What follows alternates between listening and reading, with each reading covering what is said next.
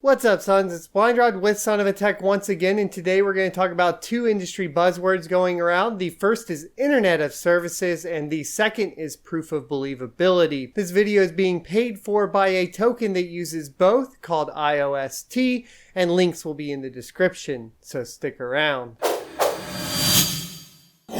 Welcome back. So iOS is essentially Internet of Services, and to understand it, you also need to understand IoT, which is Internet of Things. Now, you're probably familiar with Internet of Things. If you're mining, you've probably also seen that I've recommended things like the Wi-Fi smart plugs. This is to reboot frozen miners from a remote location. And essentially that's what it does. It allows you to do other things like open your garage remotely, set your thermostats remotely, see who's at your door remotely, and they're becoming very popular devices. But what happens when they break? Essentially, iOS is here to solve the what happens when it breaks question, as it is a service that you can then elicit or pay for remotely to have somebody or something come out and repair that device. And that pretty much wraps up the entire idea. Now, of course, you might think, well, this is going to be some sort of dystopian future and we could throw a tinfoil hat on.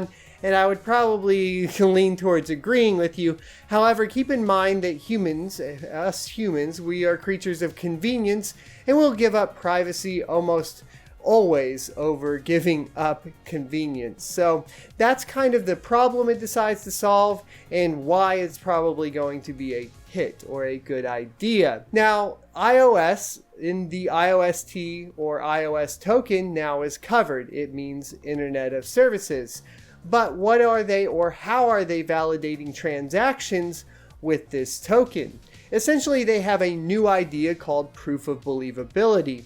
And the way proof of believability works is that it's a form of staking with two groups. The first group is going to be the believable group, and the second group is going to be the normal group.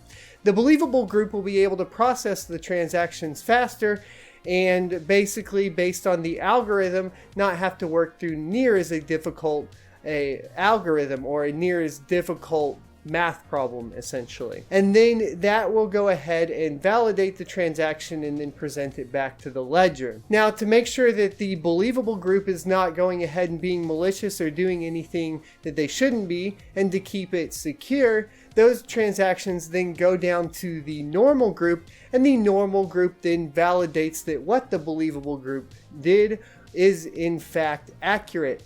Now, if that believable group is not accurate, then the normal group will represent that to the ledger or to the blockchain and say, hey, no, that's not correct. And then the believable group will then lose their staking privileges. All tokens will be stripped, and all tokens will be given back to the people that were taken advantage of by this believable group.